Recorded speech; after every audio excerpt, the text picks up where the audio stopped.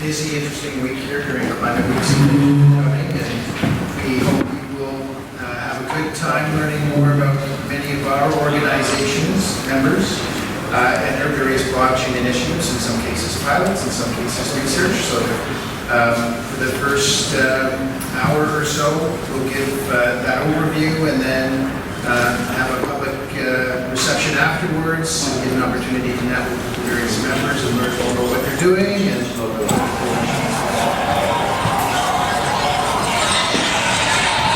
so just very quickly, I'll give a quick introduction about the Climate Change Coalition and then invite others to come up and speak. So the coalition started at COP23 in Bonn, Germany in November 2017, and within 3 weeks, or I should say at COP23, there was so much activity related to blockchain that it was impossible to actually go to all of the events. And the Climate Change Secretariat had communicated that they would be overwhelmed with interest from various stakeholders in how could blockchain be used to improve and accelerate the Paris Agreement activities around transparency in markets and so on. And so at that point we had enough interest amongst different organizations to bring together a group of 12 founding organizations. Many of them are here, and they can speak to that afterwards.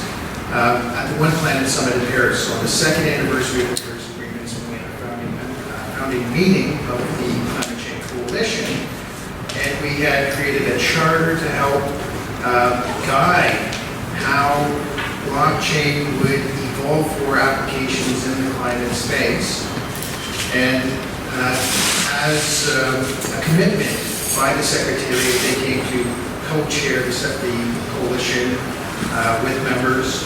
And over the last almost 2 years, I guess November will be 2 years, we're getting about 2 members per week joining the coalition, and it continues to grow.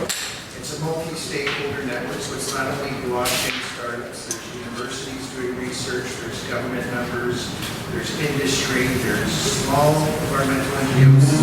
It's covering about 40 different countries around the world, which is great because in looking at blockchain, it's not simply a technology issue. There's a lot of non-technical issues that need to be addressed as well. Governance, as one example, and you'll hear more about that over the next presentations. And so what the coalition aims to do is to facilitate the network building, the partnership building amongst members, but also with their stakeholders through knowledge exchange, supporting research and pilots. And so the coalition is open to organizations to join as members, and other stakeholders can also get involved through our LinkedIn groups and our social media as well, so that you can come to these types of events, learn more about the products that are being developed by the coalition and through the membership as well. And so with that very brief introduction, in order to allow more time for our speakers, I'd like to first invite Hank Rogers to come and say a few words. His organization, the Blue Planet Foundation, Blue Planet Alliance, generously sponsored this event for us. And so thank you very much, Hank. Please.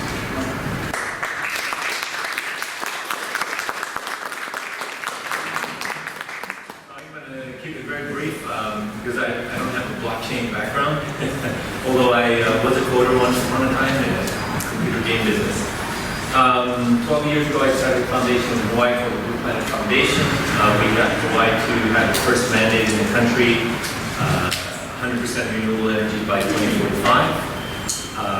That's one of our many pieces of legislation that we passed. We did things to make that happen, like had elementary school children go door to door and exchange 300,000 light bulbs. Bring public awareness to the issues and so on. After we passed our mandate, California passed their mandate. We asked them, why did you choose 2045? Because we think 2045 was a fight between us and the electric company. Basically, they wanted 2050, we wanted 2040, and we settled at 2045. California said, you guys did 2045, isn't that the number? No, it's not the number. And So, but having said that, 2045 is still 5 years ahead of where IPCC would like us to go 100% renewable. So it's not a bad date, and my son pointed out that actually 2045 is a really good day because it's the 100th anniversary of the United Nations. What better outcome of 100 years of the United Nations than to solve climate change, and in my opinion, everything else. So we're helping other states, the Blue Planet Foundation is helping other states, but it's working within the US is different from working in, for example, China. We can do grassroots movements in the US, grassroots movements in China end up disappearing. And so we have to have a whole different approach for different jurisdictions. And I think the same thing goes for data. You know, like the data that we have here, that's based on, how can I say, Freedom of Information Act. We have access to data. In fact, what we do in Hawaii, we do a report card every year. We send interns into every agency or every group and get the information. These are just basically college students, and they get information. And as far as we know, the information is true because it's kind of that way in this country. And we collate that data, we make a report card every year. And that report card basically is the sum of everything that's going in Hawaii that's got to do with efficiency, transportation, renewable energy, penetration, and all that. So the question is, how do we do that in other countries? And that's your job. I get it. You're going to find a way to get that information anyway, despite the system of government. And because we're flipping states, I'm okay with what's going on in this country. We're moving in the right direction. And so I'm setting up an alliance. It's called the Blue Planet Alliance, and the Blue Planet Alliance is going to do the same thing we did in the States, but with countries. It's a whole different picture because, again, countries are completely different from states. They have different systems of government. Some have, I mean, who knows what's going on. I've been to islands where there's no such thing as a PUC or any kind of regulation of any kind. So how do you get data? Who has that data? Nobody has the data. And so where do we go from here? And part of it, I think, if we can figure out how to do something along the lines of citizen science, where citizens pick up that data, and then we create a data collection mechanism that involves a smartphone. Everybody in the world has a smartphone, almost. Then we can start getting data from all over the world, and we can check the veracity of that data by comparing it to data that's actually collected by scientists. And the idea there is that we can get a huge amount of data from a huge number of people, and maybe that data will be better than the data that we get as propaganda from some governments. Again, I'm going to leave you guys to do what you do. I'm trying to flip governments. If I don't have real information, about every country at the end of the day, then when I go to speak to them and say, this is the thing that's happening in your country, my conversation is going to be meaningless because I don't have real information. In order for us to take real action, we need real information. So please help us out with that. According to the Blue Planet Alliance, you guys are all part of the Blue Planet Alliance already. All you have to do is be working on it, and we're going to fix everything by 2045. Thank you very much.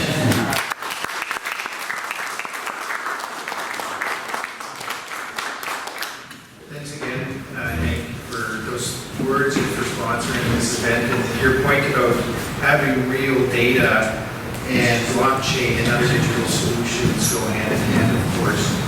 And it's not that simple. And our next speaker that invite up, Martin Weinstein of Yale Open Innovation Labs, can speak more to the context of how blockchain and related digital solutions apply to a whole range of climate actions, accounting, markets, finance, and so on. So I can invite you, Martin, to please come up and speak for us. Thanks, Tom. Thanks, Nick, again. It's very exciting to be here. I'm going to change the screens really quick.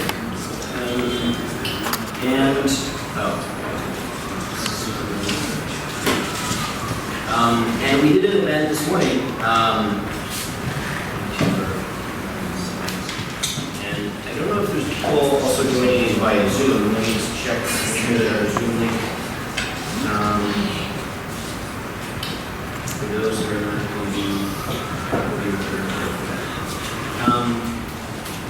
So we did an event this morning, which was particularly inspired around this week and the type of multiple stakeholders that we're having convening here today, and the invited guests that came in this morning.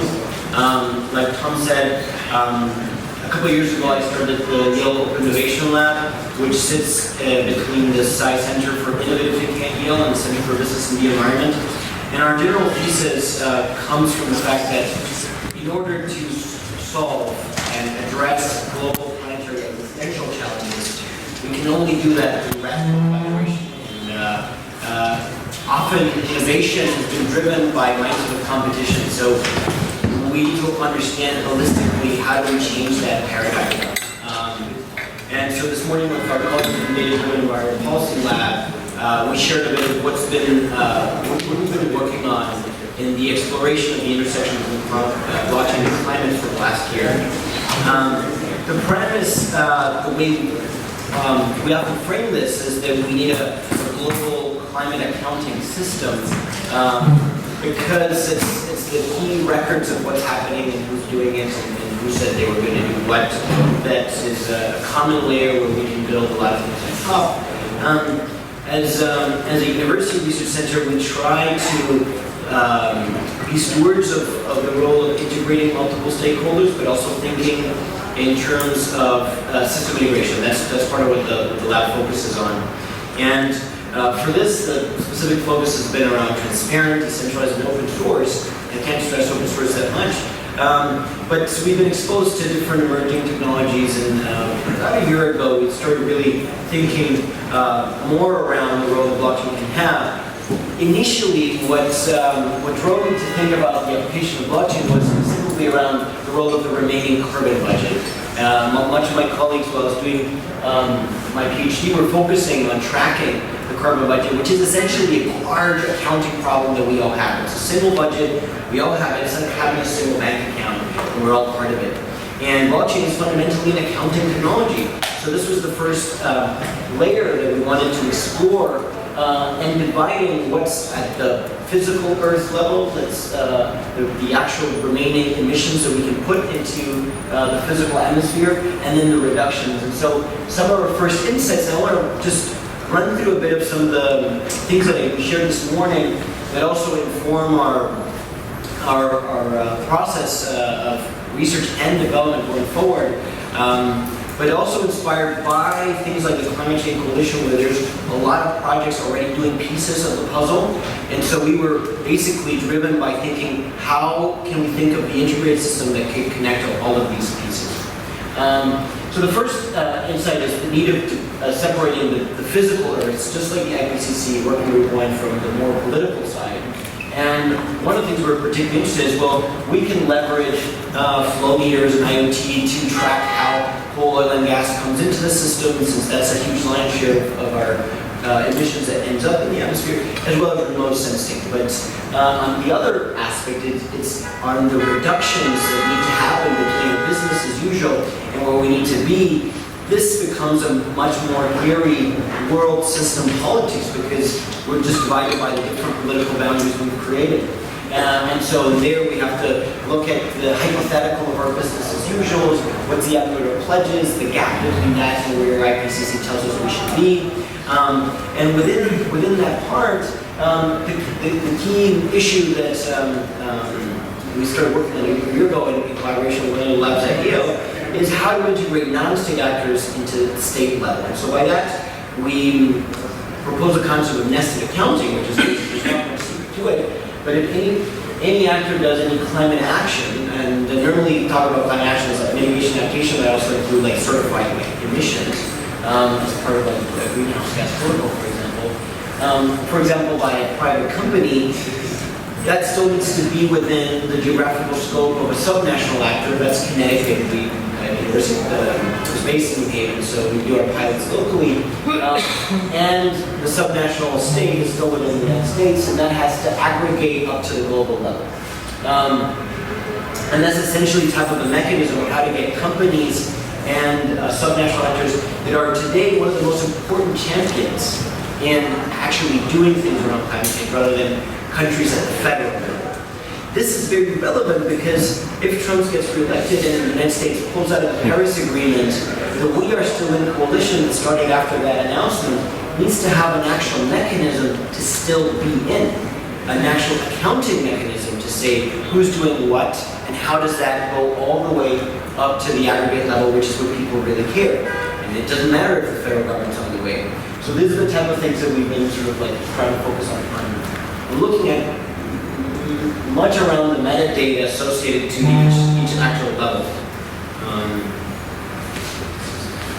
The second part is having an automation of, and this is part of the big insight that the blockchain has, often related to financial technology, digital currencies. But much of what we think about in climate accounting does not involve that. We can use contractual automation to link the deployment of capital linked to results of any form of climate action. So this is particularly a third insight that we thought relevant, that kind of makes it a bit complicated because it requires a lot of the information that's linked to proven climate value to be linked to the climate finance layer. And that insight itself has led us to compile those three parts that I described before. First, data consensus, the actual physical part that we agree, the nested counting, and automation between climate value and finance dynamics, into a suite of multi-domains around climate that need to be integrated. There's a bigger map of this in the back. Some of the resolutions come out, but it starts at the planetary level and goes through the world system registries are already in place, but still need a bit of digital push here. Climate action MRVs, monitoring, reporting, verification for short. The concept of network climate markets, because the way we did accounting in the Kyoto era is very different than the one we can do in Paris. And so there's a lot of success in the bottom-up approach that Paris has, but then that also leads to a lot of heterogeneity, as opposed to Kyoto, which was all more bottom-up, top-down. So that's also been part of our research agenda, and mapping how these records could be connected. And if we think in terms of ledgers that are working at each level, we kind of have to have ledgers being talking to each other so that that automation can happen. And an important other insight is that a lot of the work we do is in system integration. It's leveraging from systems and design thinking. So we always think about how do we make the process of reporting, of accounting, of interfacing with such a complex system through easy, intuitive interfaces. So we think about wouldn't it be easy if we had a one-stop climate portal.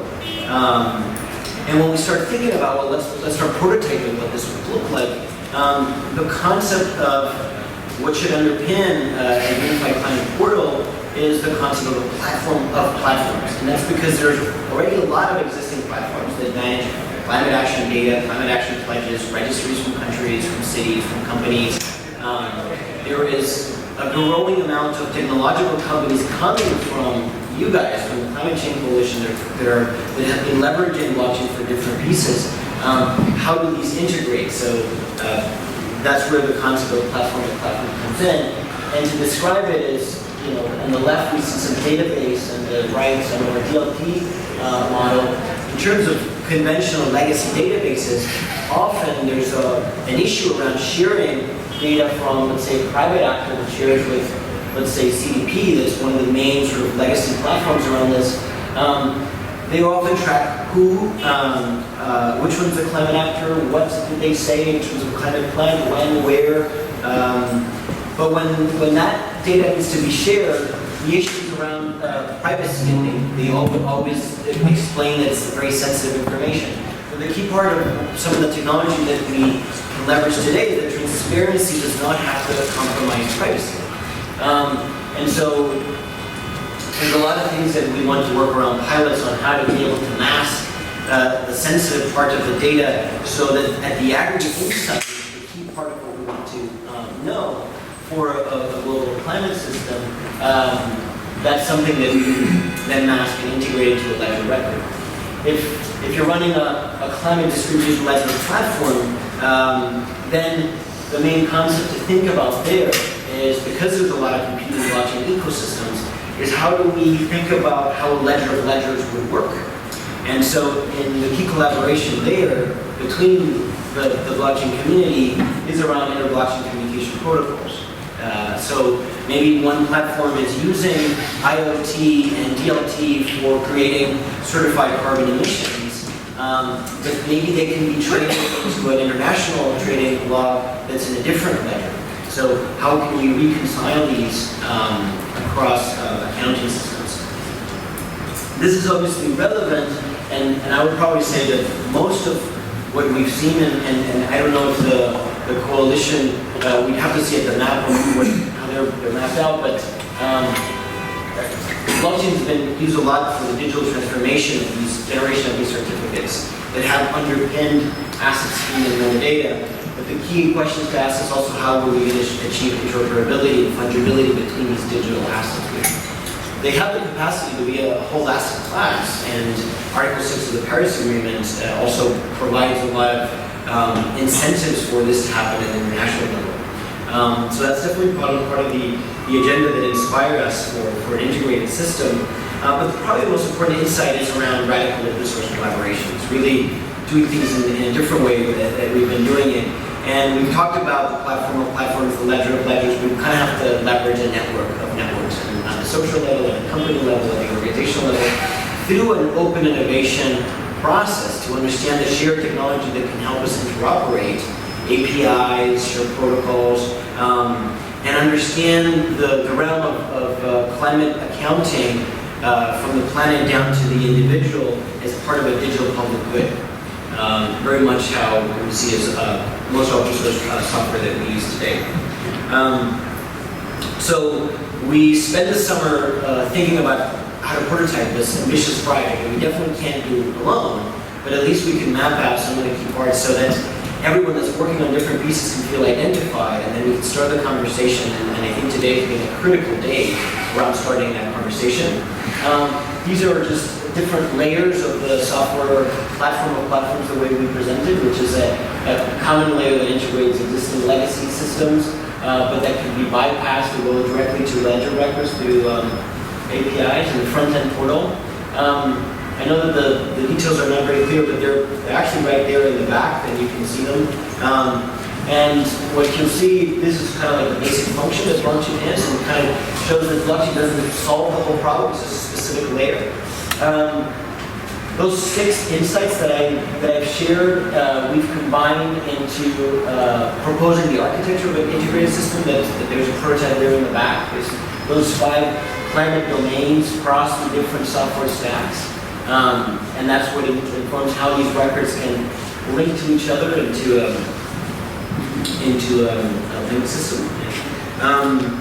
And the next thing after proposing a draft of a system architecture was to start prototyping the user interface. And so first thing we did is we thought, well, there needs to be a public interfacing version that always starts with what are the key insights at the planetary level, what's the no fake news information about the planet in terms of CO2 and temperature.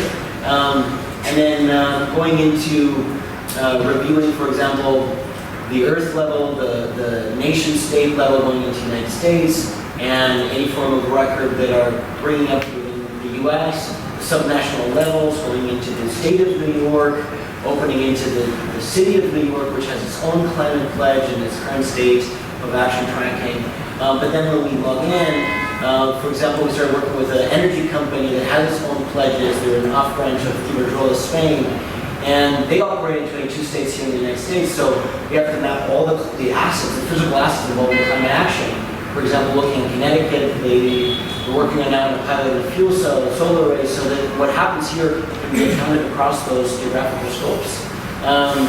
Reviewing the information to be able to dispute, just like in a GitHub repository, adding new projects. See, these are some of the key functionalities that we've been putting together mostly to start informing also the systems layer. So the interface always informs the backend as well. And that the structure of the backend can help how all the different pieces of the puzzle could eventually orchestrate together. Then we did a workshop this morning, and we're going to share, I think if we have an email list, we can blast a bit what happened. basically what I had to share to you today, and just inspired to have the ecosystem of the organizations at the forefront of this, and just hoping that what we're doing can eventually help us bring together a common system. With that, I'm give it back to Tom for the next speaker.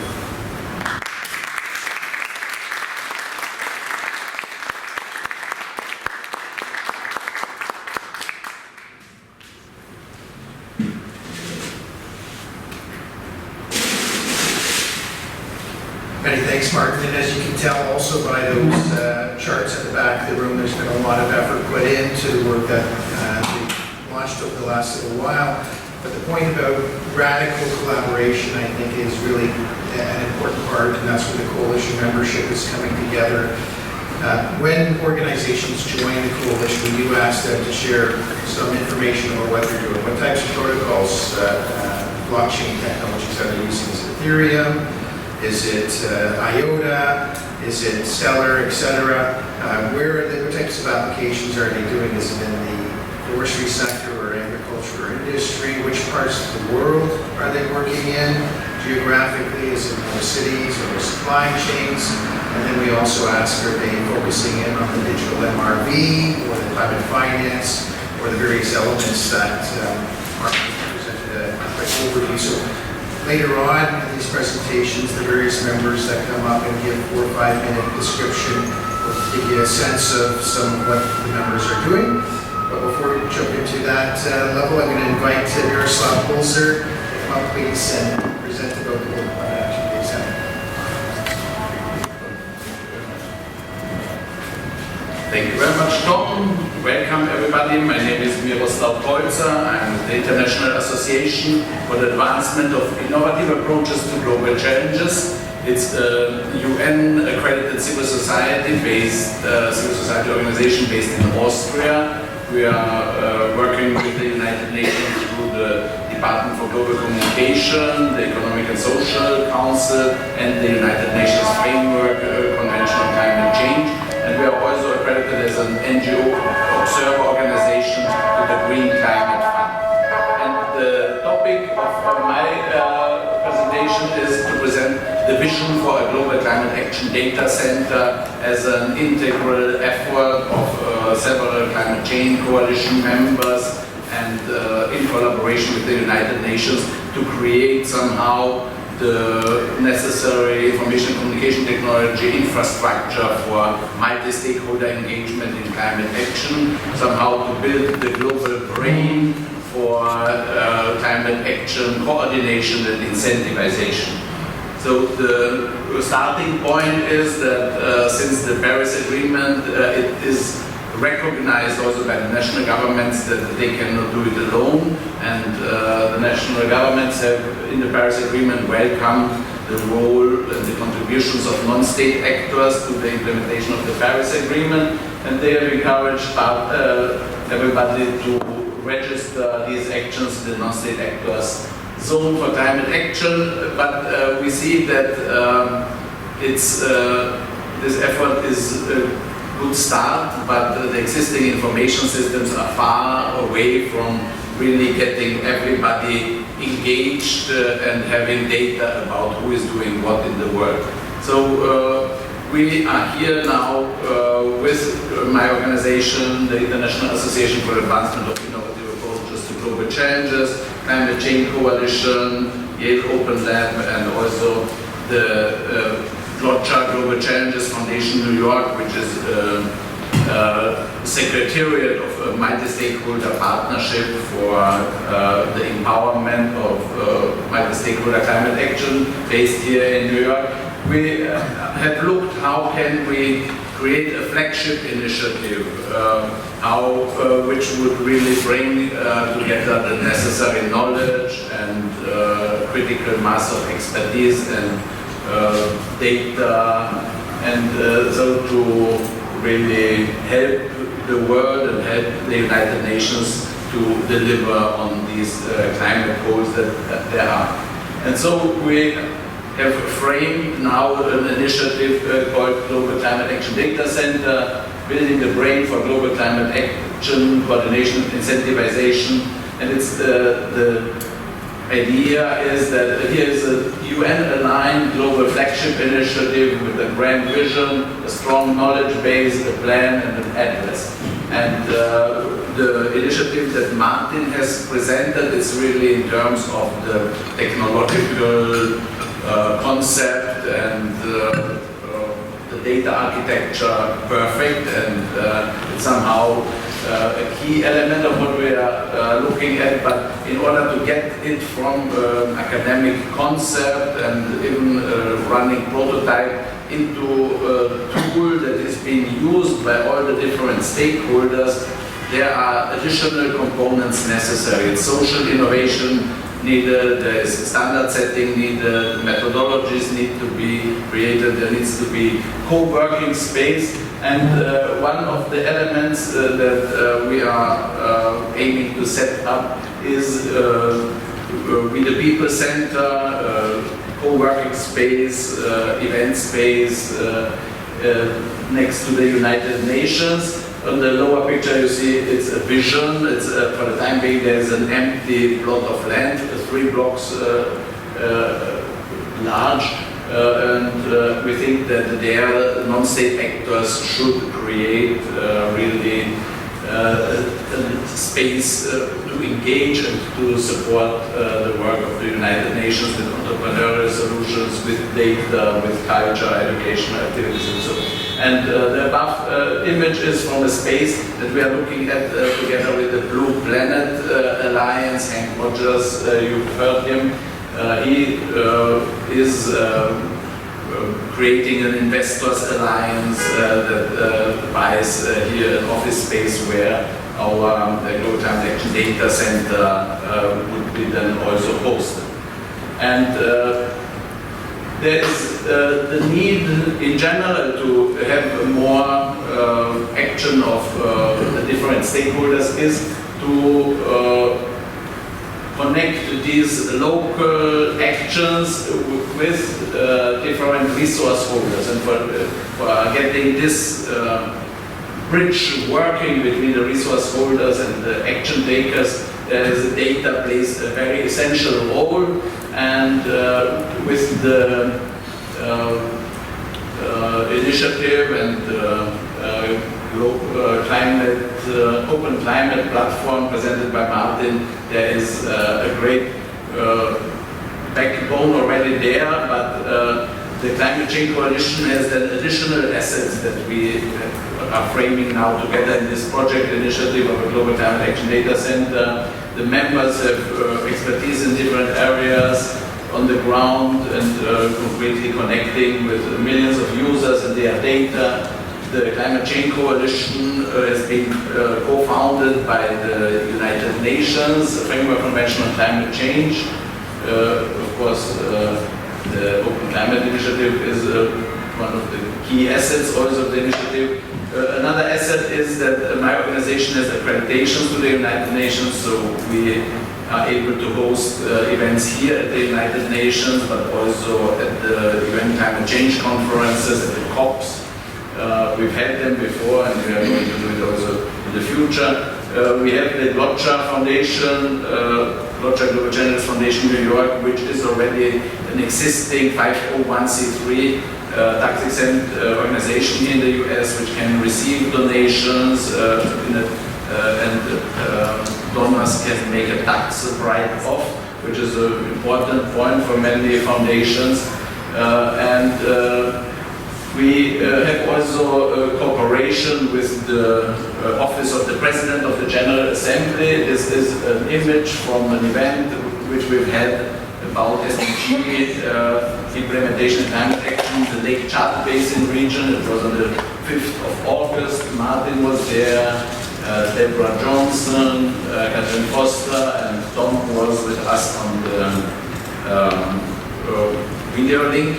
And so we've explained there how this kind of data support can unlock global climate finance for regions like the Lake Chad Basin region. And now the plan is that we will have a high-level thematic debate during the 74th session of the UN General Assembly on on exactly this topic to demonstrate concretely how the solutions look like that will unlock climate finance for African regions. So as we have worked in the field of climate philanthropy already for years now, and we have the connections to the resource holders there, and with this ready for implementation projects now that are coming up, we think that we can get on another level soon as a coalition of climate change coalition members that are working together. And there are also resource partners like the People's Prize. We have Bobby Kia here today. He has concrete philanthropy resources and a very innovative crowdfunding platform which helps to identify innovative solutions and to finance them, that can help also to show how this open climate platform can really connect, be of use for people who take in an entrepreneurial context climate action. We are partnering with the South African regional government of KwaZulu-Natal, and the idea is that the information systems that we develop here, that they will be applied in the context of the CO2 tax that has been implemented, or there's a bill that has been passed, but they are still struggling on how to set the system right, that the revenues will be used properly, and these information that we're working on should there demonstrate also that with the appropriate data systems, climate finance can be unlocked and impact scaled. So we have great synergies with the Climate Change Coalition as far as the physical infrastructure is concerned. It is a co-working space opportunity. We can work together on global standard setting for climate action impact evaluation and data exchange protocols. We can work together on joint global governance innovation, learning in the global climate action governance space, how to design innovative multi-stakeholder partnerships, how to use the possibility of the Austrian legislation of setting up quasi-international organizations, and in general global commons resource management, digital public goods management, that is knowledge that our members can bring in.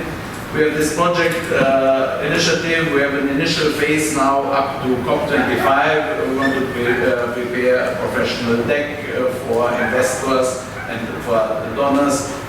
We have to develop our cooperation framework and an agreement among the participating partners, communications materials for philanthropy and social impact investment platforms and journals, interviews or whatever that we will place in the relevant media so that resource holders will get aware of us. So we have to attend events and do networking with potential investors, and the project initiative and the partners will then be presented at COP25 in Chile in December. We will have a side event and a press conference, and we hope that there we will already have resource partners who will also be there with us. Let's say for the initial phase, we envisage $25,000, but in the long-term perspective, the price tag for such a package, which would bring climate action data, management, infrastructure into orbit and being used properly by the relevant stakeholders, that $10 million would be the range in which we would like to operate. And that's all as proposals on how to the Climate Change Coalition community and also to resource holders to invest in us, because the world does not have time to really delay the implementation of the Paris Agreement, that we are lagging very far behind.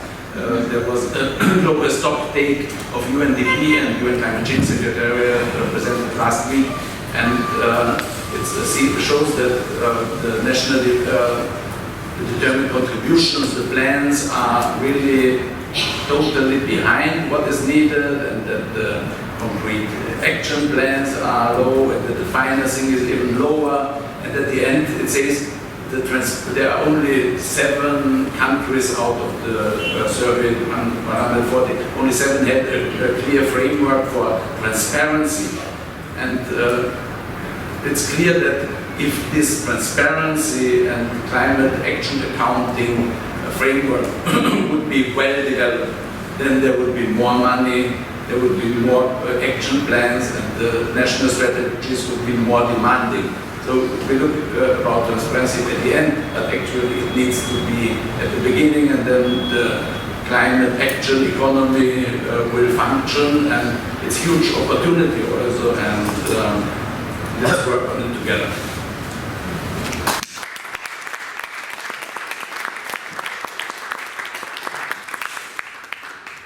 Many thanks, Miroslav, and I want to ask a personal thanks again. Time and time again, Miroslav has supported stakeholder engagement and outreach of the climate change coalition.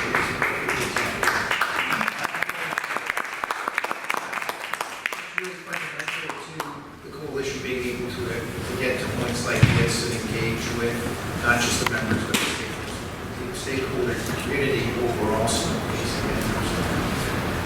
now, if I can invite our next speaker up to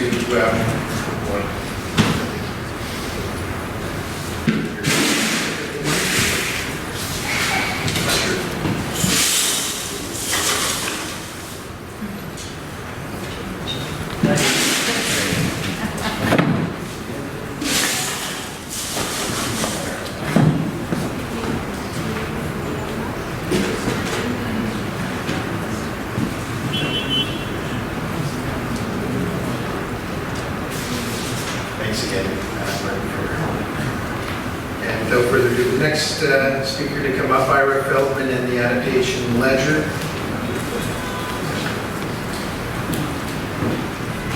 Thanks, Tom, and thanks for pulling up that slide, because I sure as hell wasn't going to be able to find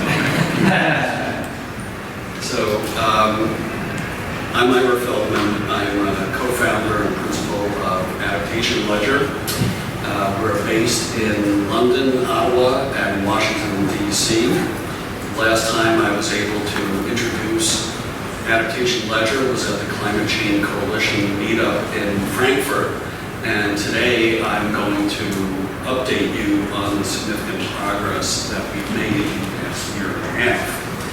First of all, before I even get into my slides, 2 headlines. 1, climate action is not limited to mitigation.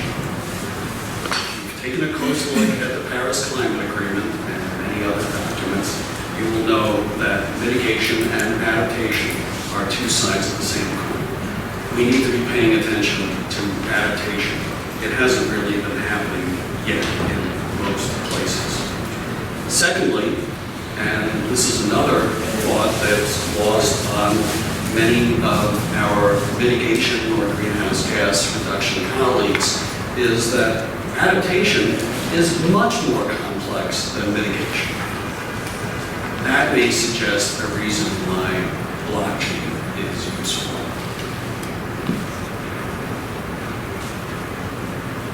So, to continue with the adaptation situation, the adaptation side of the climate change equation is still lagging. Most importantly, we haven't been able to mobilize the finance on adaptation and resilience in any significant way. Best practices are still up for grabs, and as Tom and I can report to you from our own efforts within the parallel universe of ISO, standards for adaptation are only beginning to be drafted. We acknowledge that there are a lot of good adaptation initiatives, a lot of relevant activities, but what's really missing is integration.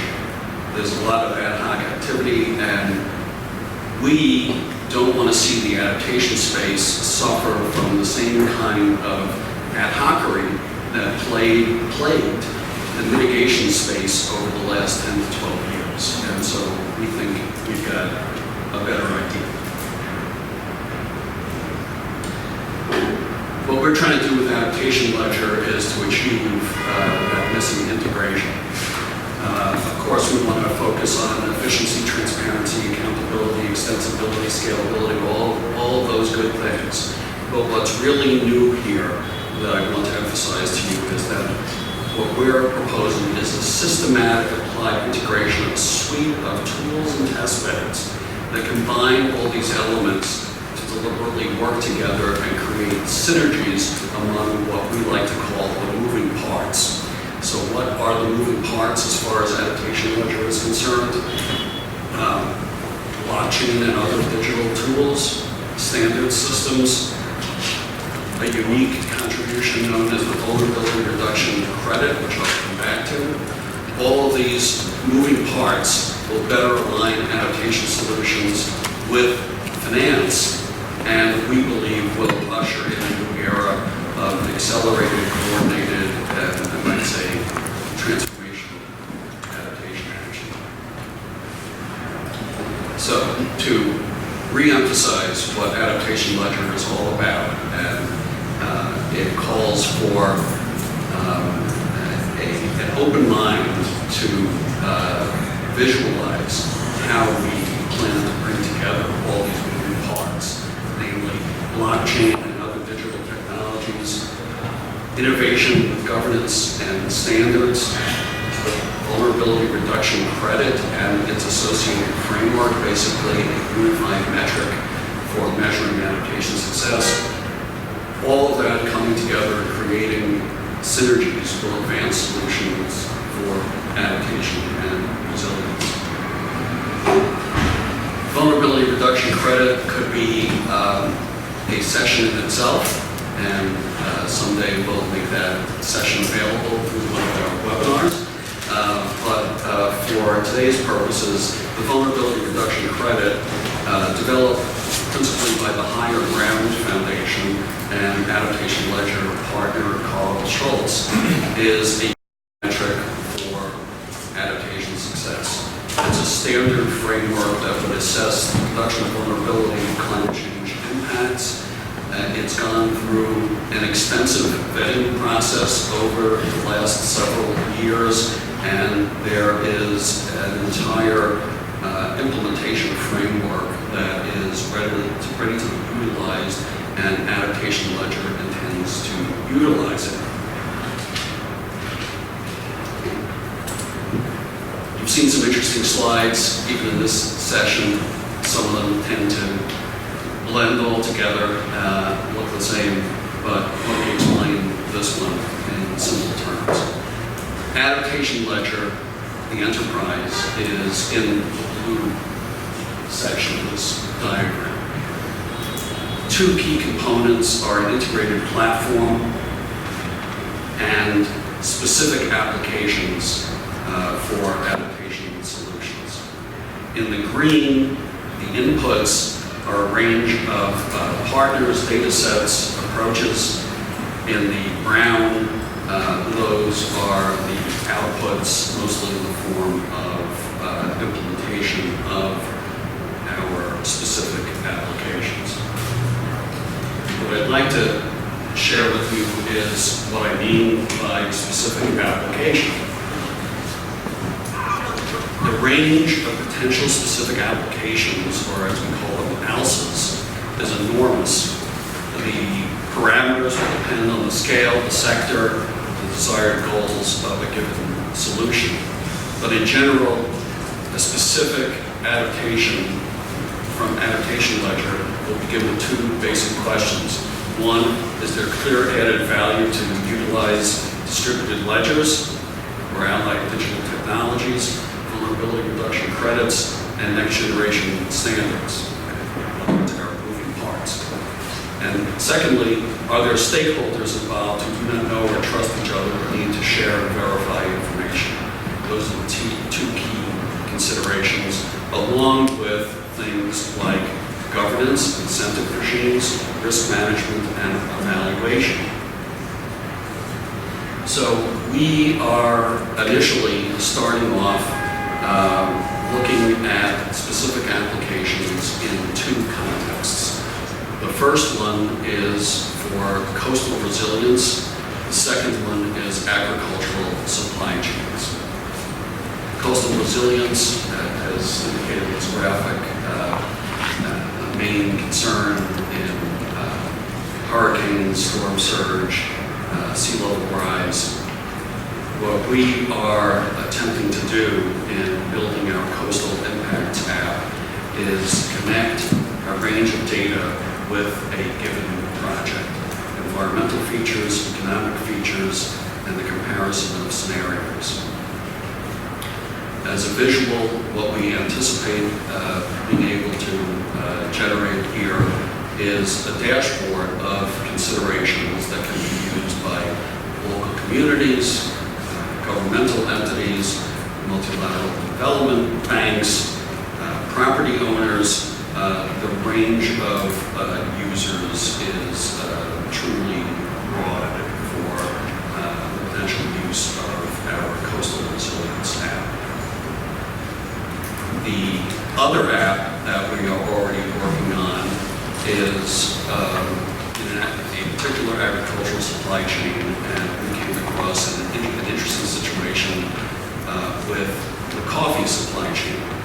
Coffee supply chain, particularly in Central America, is potentially being disrupted by an increasing range of coffee rust, a fungal disease affecting the coffee leaves.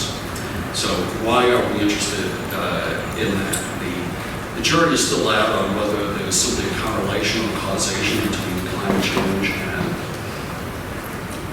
coffee rust, but the concerns are real and the disruptions that are occurring are real.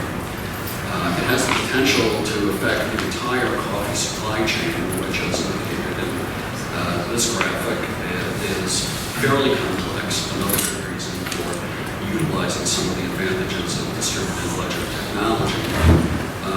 But we're focusing largely on the most vulnerable part of the supply chain, namely the smallholder farmers who are already being robbed by price volatility and by the inability to bring to scale their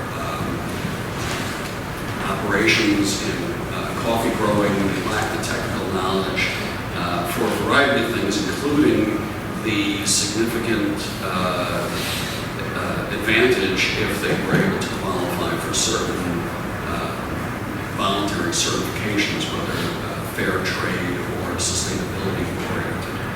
On top of that, as I mentioned, climate change is likely exacerbating the situation with coffee rust, and even if it didn't have anything to do with coffee rust, and again, we're setting out to further document that, the vulnerability at the smallholder farmer level creates another adaptation issue, which is climate migration.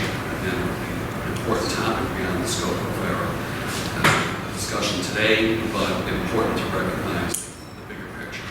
Our solution will incorporate blockchain, selected data sets, will utilize sensors on the ground, possibly drone technology, satellite technology, vulnerability reduction credits, and innovative approaches to governance, for example, multi-stakeholder partnerships, public-private partnerships, payments for ecosystem services as some examples of innovative governance. And what we're developing is really an adaptation plug-in that will fit with pre-existing blockchain solutions for supply chain.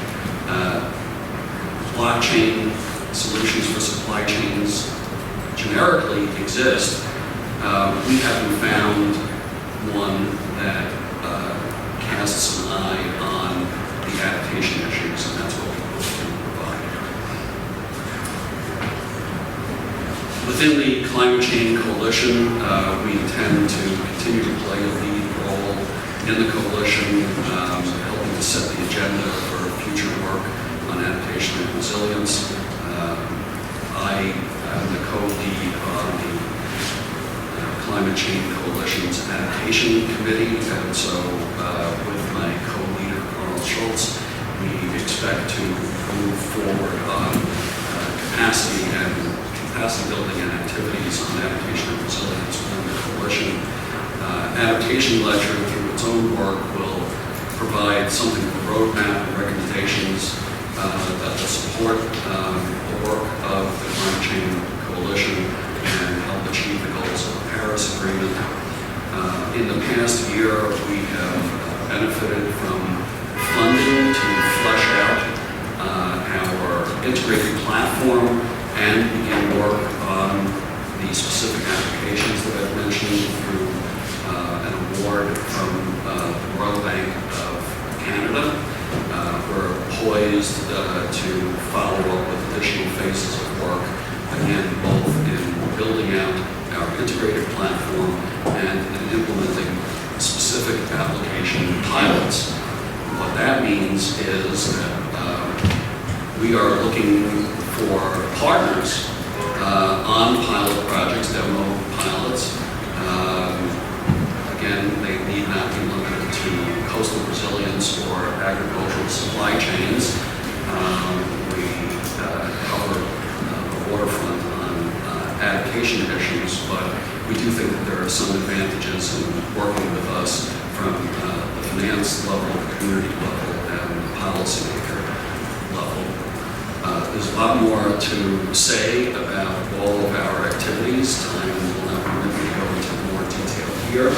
Our website, adaptationledger.com, contains some background documents, some press releases, and other updates that you may find useful.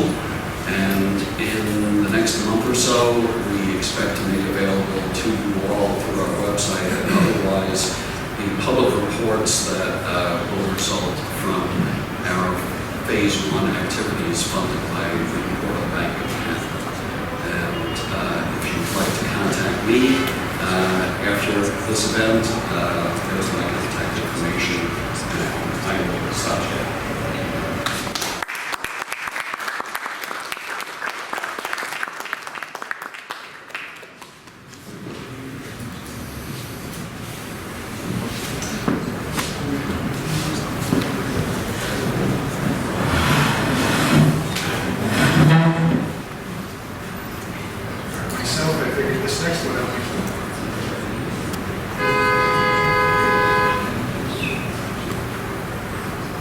Thank you very much, Ira, for the presentation on Adaptation Ledger. As you indicated, there's very few initiatives, unfortunately, related to adaptation, broadly speaking, in particular related to blockchain. And so I understand it's a particularly challenging area, given all of the additional challenges it has relative for implementation.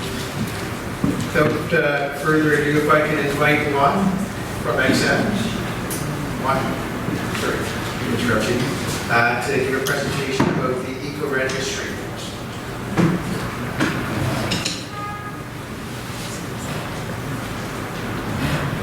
Hi everyone.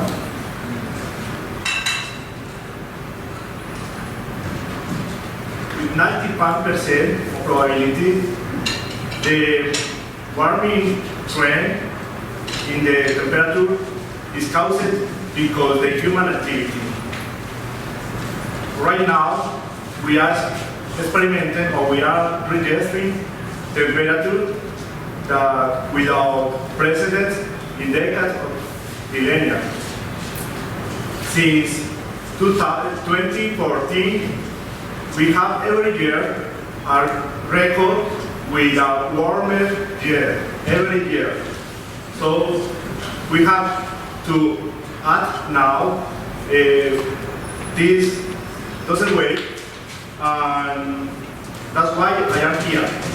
I want to show you our rainbow sun that we are doing from Colombia to work and to help to solve with from our part this problem.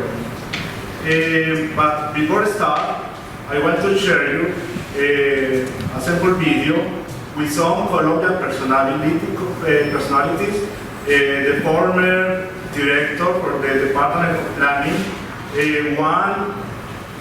also one owner of a project of reduced emission, and some other personalities speaking about the initiative that I will present you.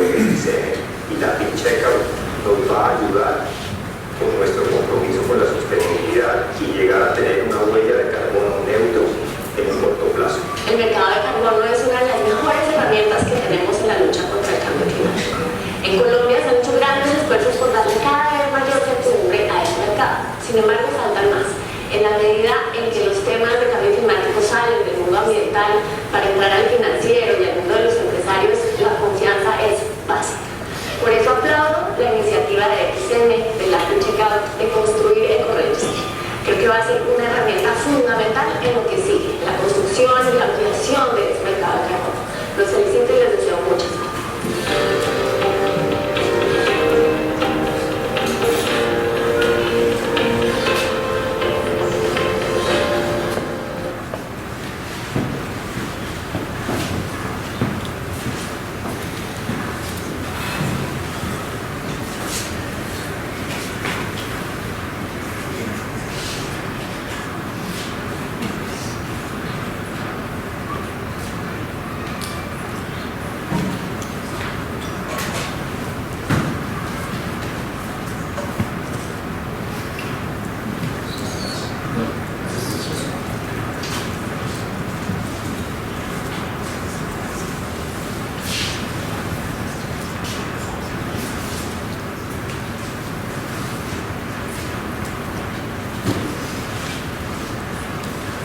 we saw some people speaking about carbon market and about the project of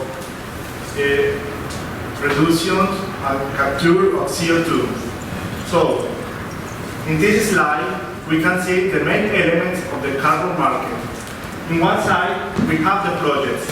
The projects normally are forests, dedicated for conservation or reforest, or in this side, we have companies. In Colombia, we have a carbon tax. The carbon tax in Colombia is equivalent to $5 for every ton of CO2. So the big companies who are consuming the oil and the combustible, they have to pay this tax. So there is an opportunity that the government offers the opportunity to demonstrate that if they are carbon, the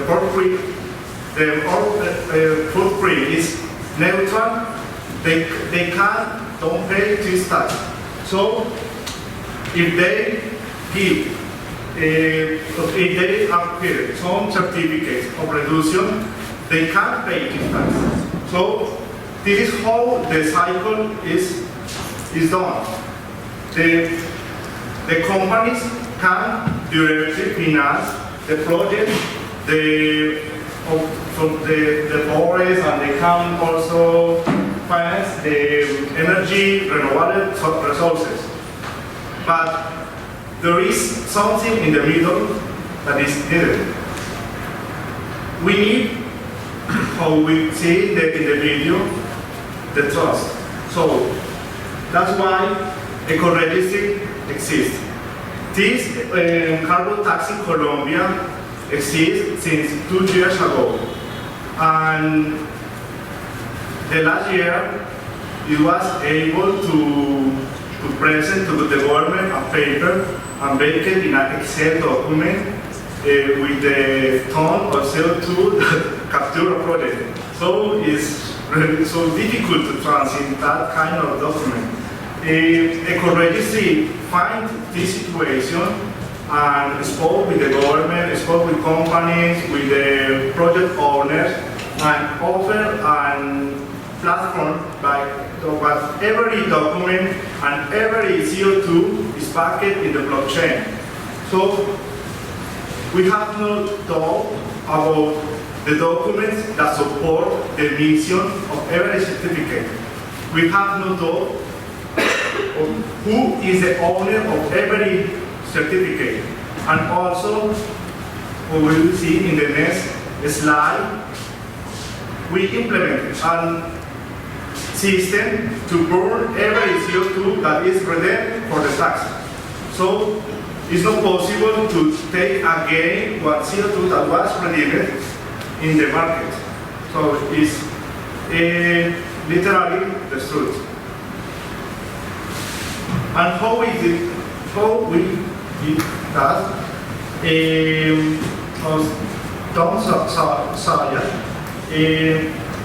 It's important to check which kind of protocol we are implementing. Right now, eco-registry is working with multi-chain, that is open source client, with is done with the Bitcoin protocol, and it's very simple to use because you do multiple assets. It's very easy to tokenize every CO2 ton, and it's also possible to publish data, to make a stream of information, and you have the traceability who publishes every data, who publishes every stream, and you can add information in JSON format. So it's really friendly to manage that information. Also, if you want, you can add text or photos, but in blockchain it's not so good to put all the information that. But with the JSON, you can put very easy the hashes of every document, so it's very easy to follow which kind of documents support every emission, support every verification and validation. All the process from a project to have these certificates of emissions. And I put this because we are considering to use maybe next year quorum criterion. Is no sure, but maybe you heard the next year ecologist and it's quorum. But multi-chain, what happened? No, it's because, but this decision is not because the blockchain that has a high impact, but it's more because Azure and Amazon, they offer the full managed services. So if we want to make the platform really strong and serverless, so the only one blockchain that is offering this kind of mode is right now is Ethereum in Azure. So maybe if we want to implement for hardware,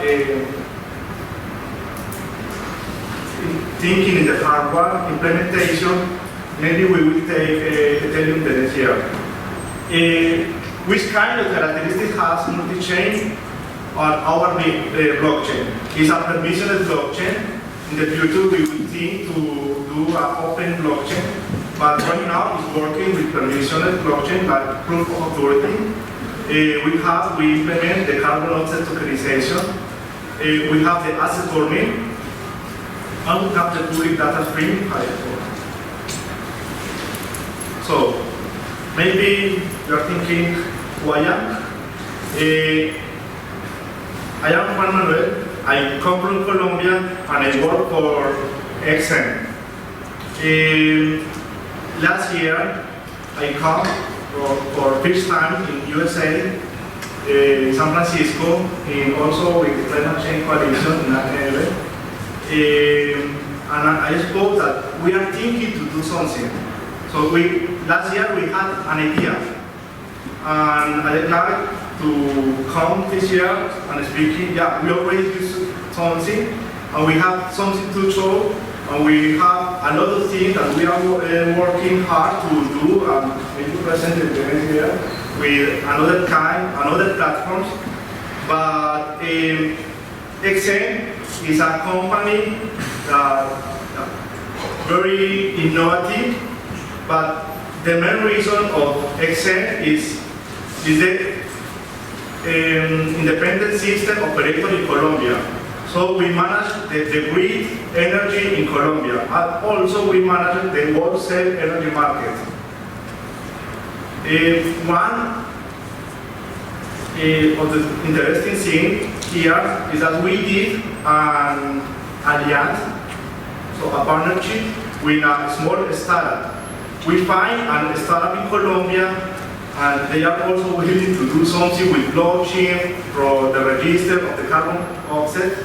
And we find a study in the way doing something similar, but from a big company and a startup, and we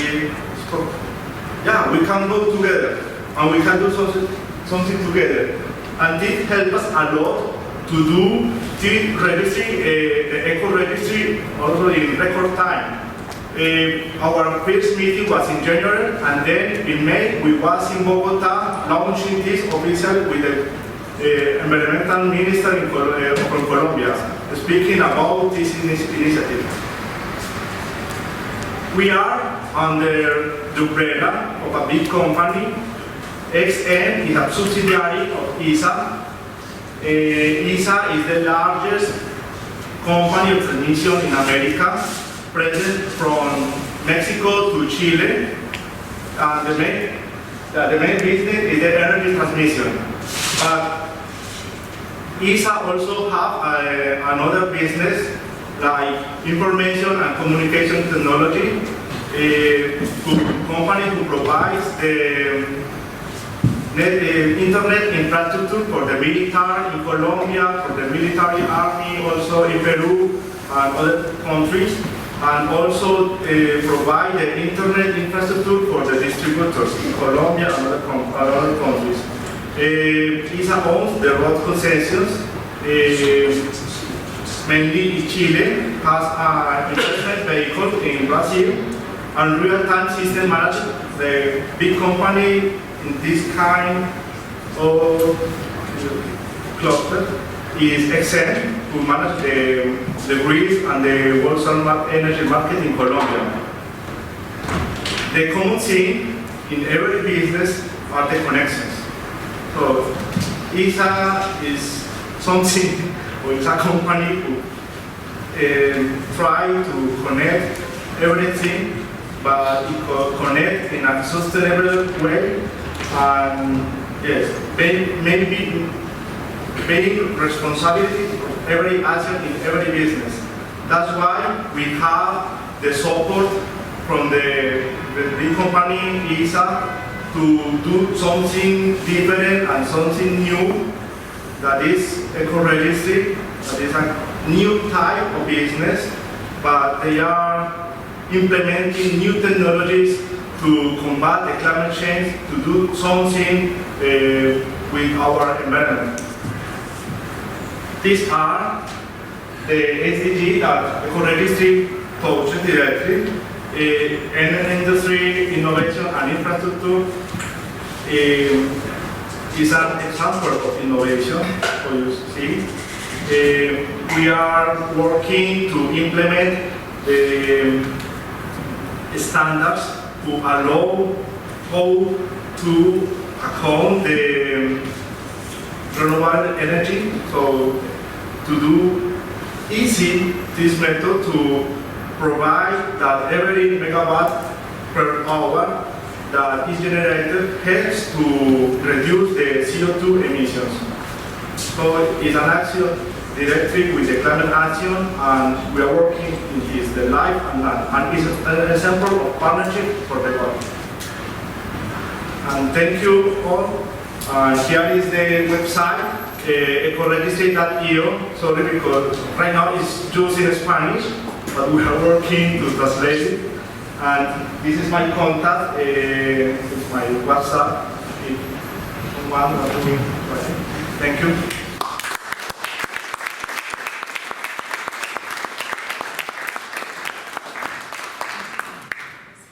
Thank you very much, Juan, for the presentation coming from Colombia, and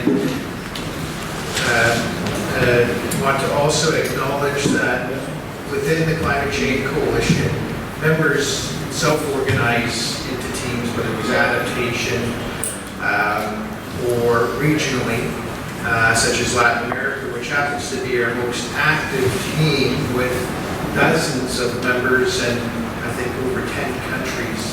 And so Juan is the Latin American team leader, and with COP25 being in COP and right in the heart of Latin America, he's going to be a core partner at the next Climate Change Coalition meetings and events that are being planned for Chile in December. So thank you very much again.